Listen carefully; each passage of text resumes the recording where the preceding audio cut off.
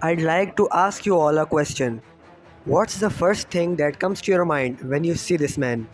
Now, I know most of you would say stuff like the peak, the legend, the strongest, etc. Wanna know what's the first word that comes to my mind when I see this man? It's liar. This man is a mud flipping liar. He said that he will tell the secret behind the two bodies, yet all he did was give Daniel a photo of Jinyoung Park and said, "Ask this guy because I don't know shit." I should probably calm down. Anyways, let's begin the review. As I said earlier, James Lee didn't help much and only gave a few photos. We do know, however, that Charles Choi was the man in the photo that Daniel got in James' school. I wasn't particularly excited by this reveal because fans had already guessed it way back when it happened, though it is good to have some confirmation that it was indeed Charles Choi.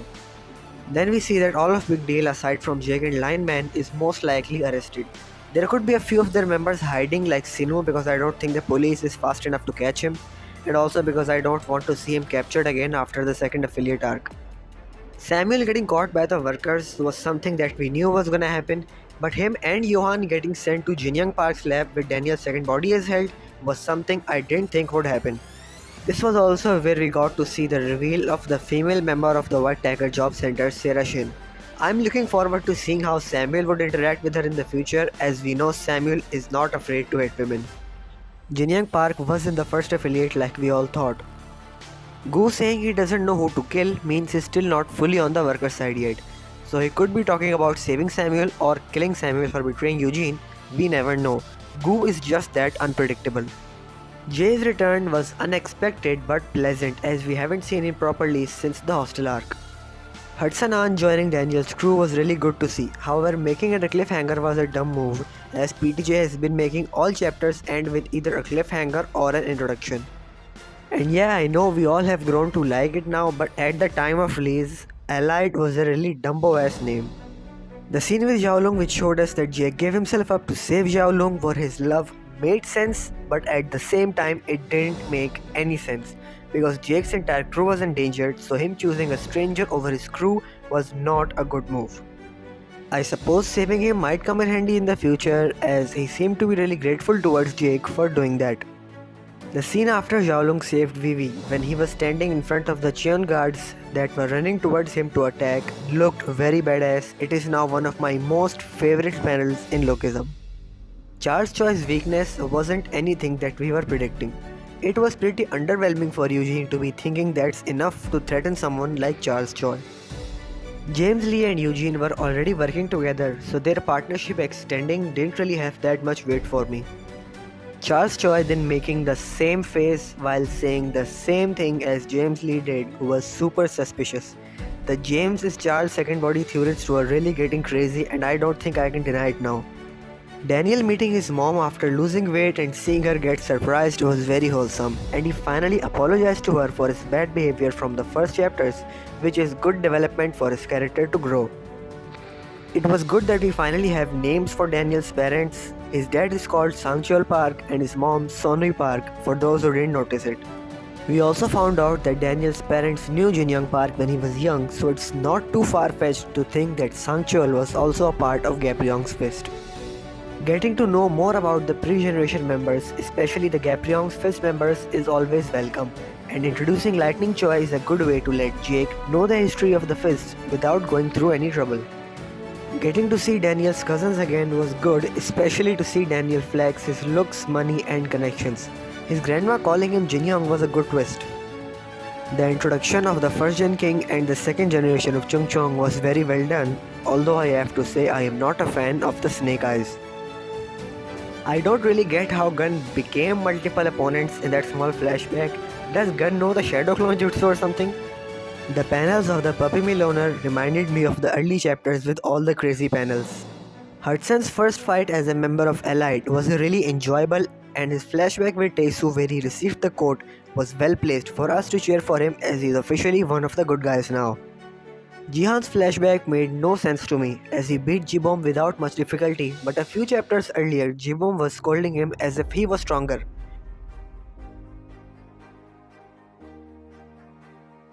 But Jihan talked about how he wanted Ji Chang's position as the number one of Chungchong.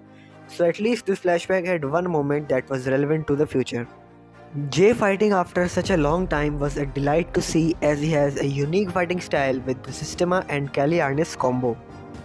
The Jinchol cameo made me very happy as he is my favorite character in all of PTJ verse. The fighting style of using hand chops was indeed unique, but unlike many others, I didn't like it that much. Gun finally confirmed that not only is the second generation still a bit lacking in comparison with the first gens, but also that he is stronger. That was good to see because I've seen a lot of people saying Gun is first gen king level, which is now canonically false. OG Daniel getting the heat mode was hype, but he copied the exact same hairstyle as the Heat Daniel from One Night 2 arc, which felt kinda strange to me. I liked Ji-Chang's flashback, which confirmed that Ji-Chang used to be the king of Seoul but got defeated by Jake's brother who became the new Seoul king. So Ji-Chang came to the countryside, beat the former Chungcheong king and became the new king of Chungcheong. I don't think we'll ever see the former king of Chungcheong, but I could be wrong.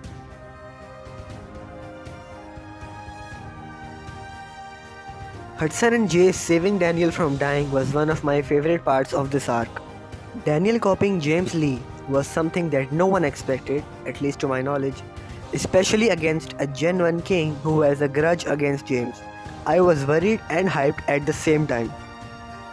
This Ultra Instinct was special as we all wanted it but didn't think it would actually happen so soon. Then this old man came and ruined the fun. He said he will tell us everything but told us nothing. Only thing he did was give us an address. Yeah, I know the address was crucial as it was first affiliate's location, but this man did the same thing as James Lee.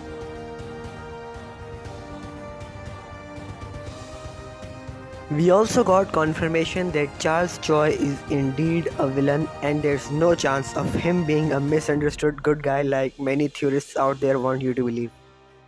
Maybe it's too far-fetched, but I thought this kick from him resembled a taekwondo spin kick that Hansu and Taehoon do often. Not even gonna lie, I didn't feel bad at all when Bagu no died. Maybe because he didn't give any useful information. Though Ji-Chang's death was at least a little impactful as he felt like a pretty important character. Also, for those who didn't know, the first affiliate's address in Lookism is the same address as the PTJ company building in real life. And the Grim is also the name of a company by PTJ.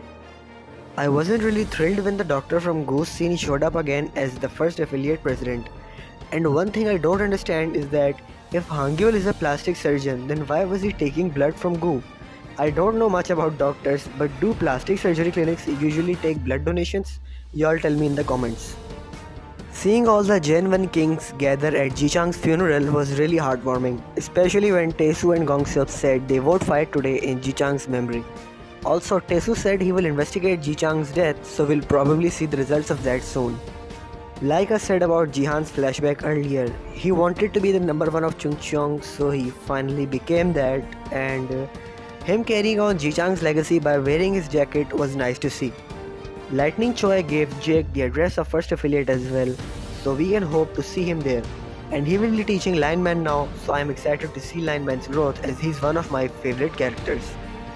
The 5th affiliate is going to the first affiliate as extra security, so I think we might see the Hudson and Eli rematch in the first affiliate arc. Logan's return was expected here as first affiliate was the only affiliate left, but seeing him again wasn't exactly a good feeling. As I said earlier, all chapters have been ending with either a cliffhanger or an introduction. The Daniel vs Logan cliffhanger has been done before in 3rd affiliate arc as well, and we all remember how that went down. The Lookism arc is going on right now in the first affiliate, though we're not too deep into it, so I hope this one goes better than the previous ones. Next video will be about all the cameos and references in PTJ Comics and about PTJ Comics. You can look forward to it.